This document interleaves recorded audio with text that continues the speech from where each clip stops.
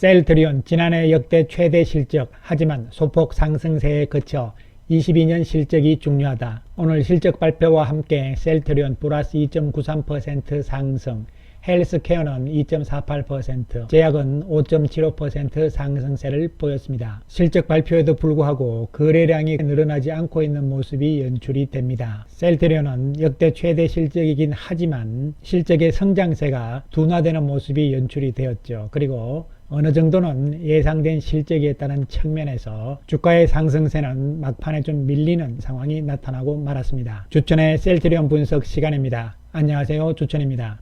오늘 이 시간에는 셀트리온의 4분기 및 연간 실적 발표에 대해서 상세하게 알아보고, 또한 2022년 올해 실적은 어떻게 될 것인가, 이러한 부분에 대해서 이야기를 해보기로 하겠습니다. 먼저 4분기 실적을 살펴보면요, 매출액은 6,011억을 기록을 했습니다. 영업이익은 2,190억이고요. 영업이익률은 36.4%를 기록을 했습니다. 지난 3분기에 비해서 실적은 증가하는 모습이 나왔지만 영업이익률은 다소 감소하는 모습이 나왔고요. 2020년 4분기에 비해서는 모두 증가세가 나타나는 모습이었습니다. 4분기의 핵심을 살펴보게 되면요, 램시마의 미국 점유율이 지속적으로 상승을 했고요, 진단키트 매출과 레키로나주의 매출이 있었다. 영업이익 측면에서는 상대적으로 수익성이 낮은 진단키트 매출 비중이 확대됐다, 이런 이야기를 하잖아요. 그래서 진단키트가 생각보다는 영업이익률이 그렇게 높지 않다는 것을 알 수가 있는 부분이 되겠습니다.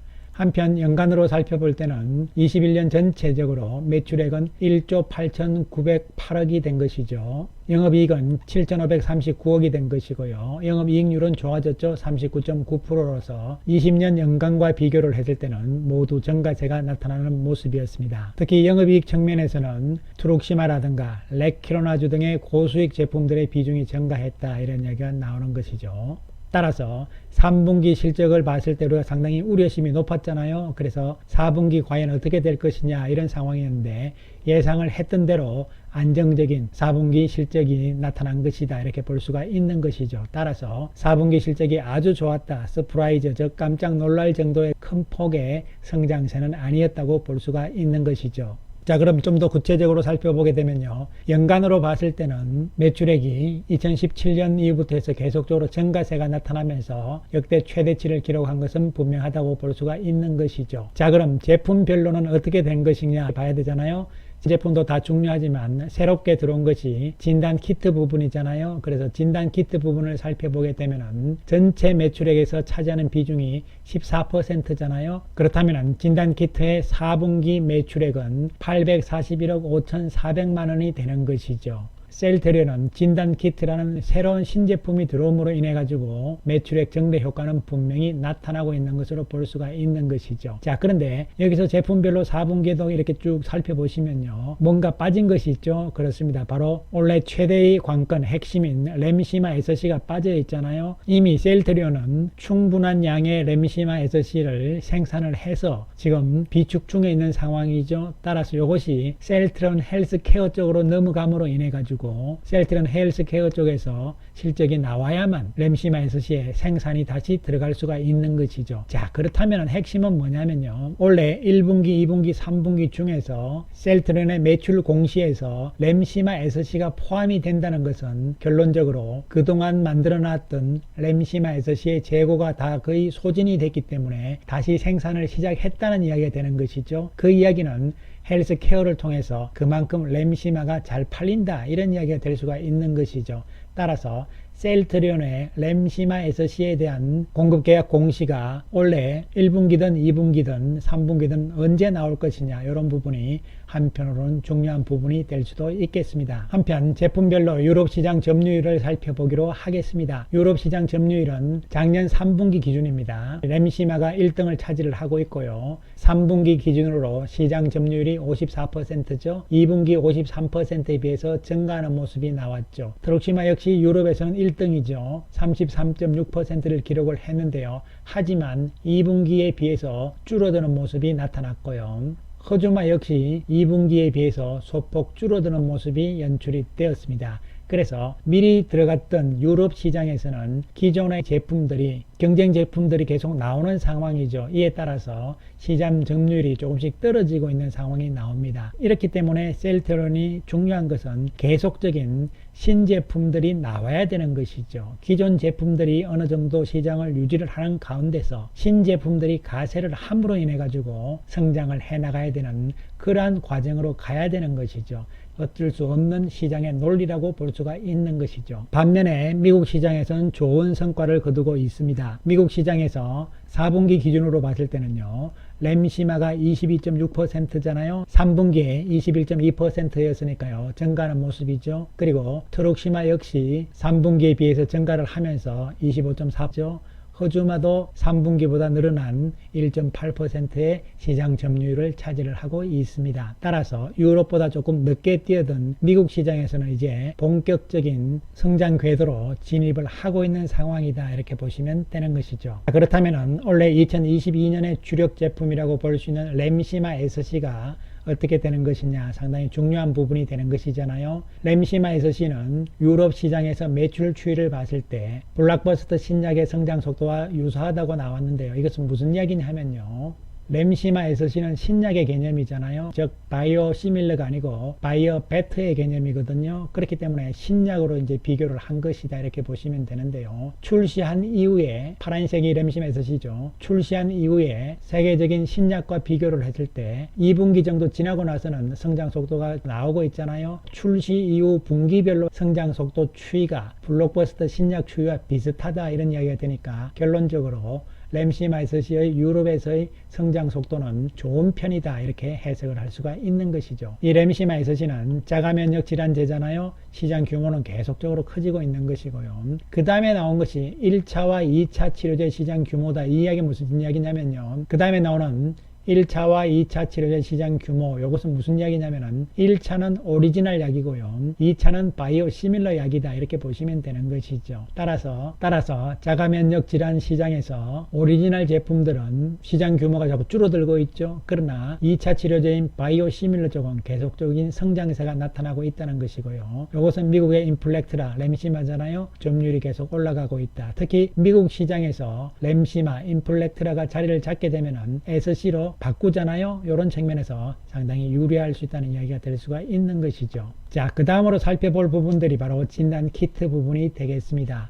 현재 미국 시장 쪽에서의 수요가 계속 늘어나고 있고, 우리나라에서도 마찬가지 품귀 현상이 나오면서 수출 제약을 하느니 뭐 이런 이야기들이 나오고 있는 상황이죠. 어쨌든 앞으로 추가적인 공급 물량 부분에 있어서는 차질없게 진행이 됐으면 좋겠다, 이렇게 보는 것이고요. 자, 중요한 것은 진단 키트 부분에서의 매출, 실적 부분이 어떻게 앞으로 될 것이냐, 이런 부분들이잖아요. 먼저 살펴봐야 되는 것은요, 셀트리온에서 셀트리온 USA로 공급 계약을 한 현황을 살펴보게 되면요, 두 차례에 걸쳐서 총 6,600억이잖아요. 자, 이 6,600억 가운데서 이번 4분기에 반영을 한 것은 841억 5,400만 원이다, 이렇게 볼 수 있는 것이죠.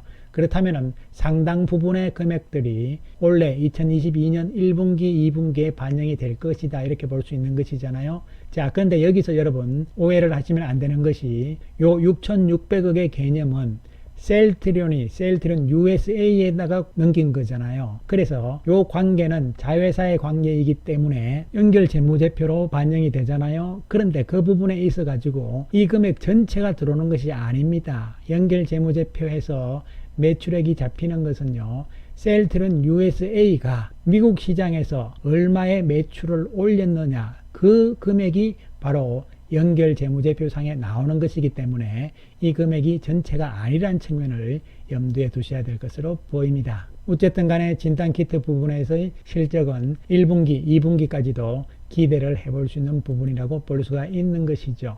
그리고 앞으로의 상황들을 봤을 때, 특히 올해잖아요. 올해 가장 중요한 부분에서 자가면역 질환 치료제 시장입니다. 즉 트룩시마와 허주마는 항암제 쪽이잖아요. 그러니까 그거 말고 자가면역 질환 쪽만 봤을 때 현재 셀트리온은 램시마 SC, 유플라이마 요 세 가지가 지금 현재 출시가 됐잖아요. 유플라이마는 유럽에서 출시가 돼 있는 상태다, 이렇게 보시면 되는 것이고요. 그리고 내년 2023년에는 신규 출시 1개, 지역 확대 2개 이렇게 나와 있잖아요. 신규 출시는 바로 바이오시밀러 스텔라라죠. 그리고 램시마 SC와 유플라이마가 23년에는 유럽 시장뿐만 아니고 미국 시장으로 진출을 한다는 이야기가 되는 것이죠.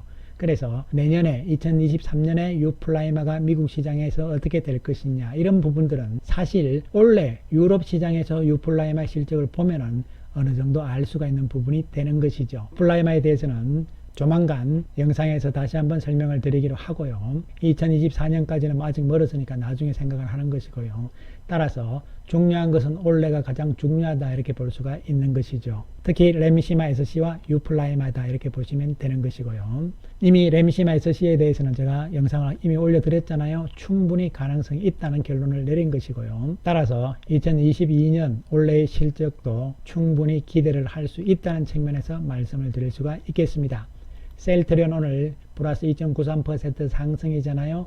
외국인들 14억 매수 우위를 보였고요. 공매도는 12만 주로 다시 증가하는 모습이 나타납니다. 하지만 외국인 전체적으로는 9,300주 매수 우위를 보인 것이고요. 어제 이어서 모건 스탠리가 7만 주를 팔고 또 3만 주를 샀잖아요. 그렇기 때문에 약 4만 주 매도 우위였다, 이렇게 볼 수 있는 것이고요. JP 모간 쪽에서 2만 5천 주 매도가 있는 상황이었죠. UBS 쪽에서 5천 주 매수가 있는 모습으로 나타났습니다. 외국인들 조금 분주하게 움직이는 모습이 이번 주 들어서 나타나고 있는 상황이죠. 주가의 상승폭이 조금 막판에 둔화되는 모습이 나오긴 했지만 안정적인 모습으로 해석을 할 수가 있겠습니다. 한편 셀트리온 헬스케어도 외국인들이 18억 매수 우위를 보였죠.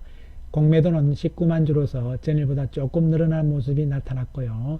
외국인들 29,900주 매수 우위를 보인 상황입니다. 외국계 쪽에서는 어제 이어서 모건 스탠리가 약 67,000주를 매도를 한 모습이었고요. 반면에 JP 모간이 83,000주 매수하는 모습이 연출이 되었습니다. 그리고 CS 메릴린치 쪽에서 매수하는 모습이 나오면서 외국계 창구 전체적으로는 98,000주의 매수 우위가 있는 모습이었습니다. 헬스케어는 아직까지는 실적 발표가 되지 않은 상태였기 때문에요. 시장 분위기는 조금 신중한 모습이었다, 이렇게 볼 수가 있는 것이죠. 한편 제약은 오늘 외국인들이 47억의 매수 우위인데요. 공매도는 9,400주로 좀 늘어나는 모습이 나왔습니다. 하지만 외국인들이 55,800주를 매수하는 모습이었죠. 기관들도 소폭이긴 하지만 연 3일 매수하는 상황이고요. 특히 외국계 창구에서 매도는 하나도 없는 모습이었죠. CS, 모건 스탠리, JP 모간 쪽에서 26,000주 매수하는 모습이 나왔는데요. 셀트리온 제약도 실적이 좋습니다. 안정적인 모습이 진행될 것으로 예상이 됩니다. 자사주 매입 현황을 살펴보면 오늘 셀트리온이 16,200주 매수했고요. 헬스케어는 23,000주 매수하는 모습입니다. 오늘 셀트리온의 실적 발표에도 불구하고 주가가 좀 오르긴 했지만 뭔가 조금 불만족스럽다, 이러한 느낌이잖아요. 자, 그 상황에 대해서는 지금부터 우리가 한번 살펴볼 필요성이 있는 것인데요. 그것은 왜 그러냐 하면은 2021년 실적까지, 특히 4분기 실적까지는 어느 정도 예상이 좀 된 상태였잖아요. 그리고 지금부터 중요한 것은 22년 올해 실적이 어떻게 될 것이냐, 소폭의 성장으로 그칠 것이냐, 아니면은 큰 폭의 성장, 즉 서프라이즈가 나올 것이냐, 이런 부분들이잖아요. 자, 그래서 그림으로서 우리가 차트로서 추이를 한번 살펴볼 필요성이 있는 것이죠. 이 셀트리온의 실적의 추이를 살펴보시게 되면요, 1년, 2년 정도 비슷한 실적의 소폭 성장세가 나오고 나면은 그 다음에는 실적이 크게 증가하는 추이들이 나타났거든요. 그런데 이번에도 한번 살펴보게 되면은 2020년과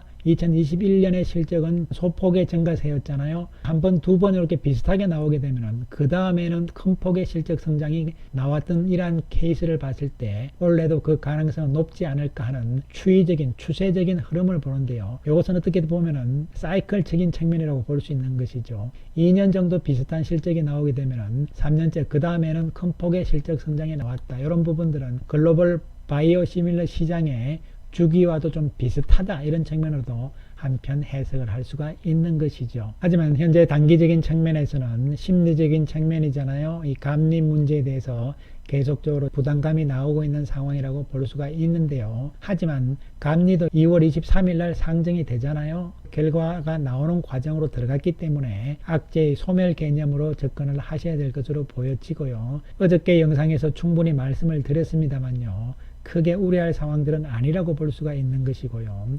또한 최종 결론 3월 16일쯤에 나올 것으로 예상이 되고 있는 상황이죠. 따라서 시기적인 측면이다, 마지막 과정이다, 이런 측면에서 접근을 하시면서 또한 실적이 좋아지고 있는 상황이다. 그리고 자사주 매입 기간이 끝나고 나면은 합병 과정으로 들어갈 것이다. 이러한 측면들이 남아있는 상황이기 때문에 셀트리온, 그리고 셀트리온 헬스케어, 셀트리온 제약, 세 종목 모두 다 우리는 조금 더 긴 시각으로 상황들을 관찰할 수밖에 없다는 말씀을 다시 한번 드리겠습니다.